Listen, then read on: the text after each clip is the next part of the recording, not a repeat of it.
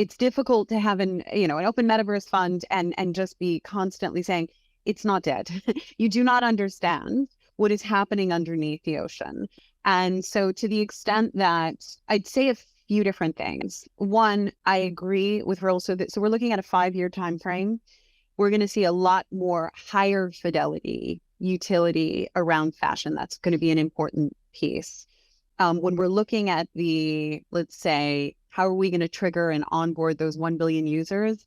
We look at that intersection of community, content, and commerce that comes from ostensibly big brands, large brands, as we're seeing, that are starting to make a ton of experiments that work and don't work. And to the extent that they work, where it becomes really easy for an individual to say, okay, I am purchasing a ticket.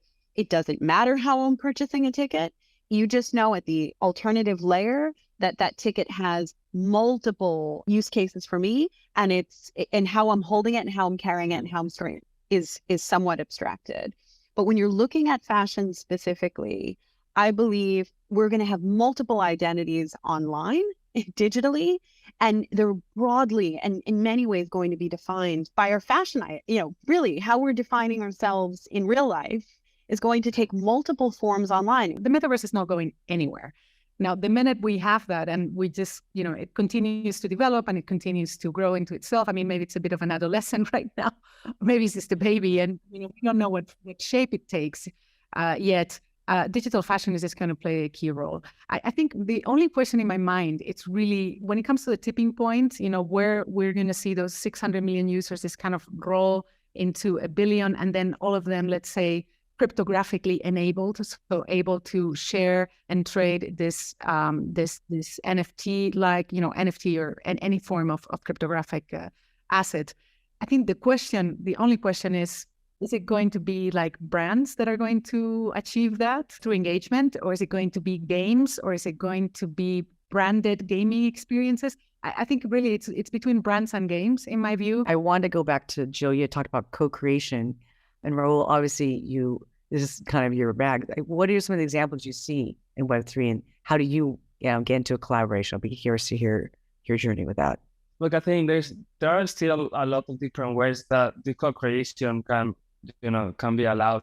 And I think in the past probably 10 years, we have seen, even before this co-creation in Web3 was a thing, we have seen a lot of collaboration, from different creative directors from different brands, from, Mercedes, or like doing a collaboration with Virgil Abloh, like looking into fashion and automotive, like very, very strange intersections in there. But I think that sort of philosophy is going to be expanded into pretty much everyone.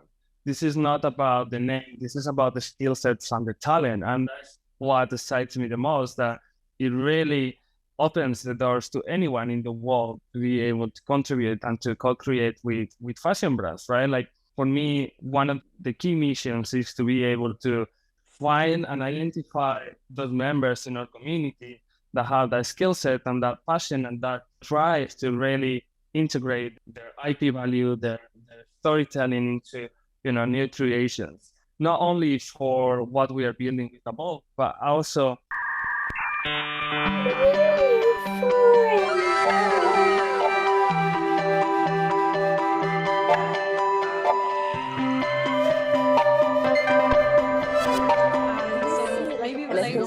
about our current financial system.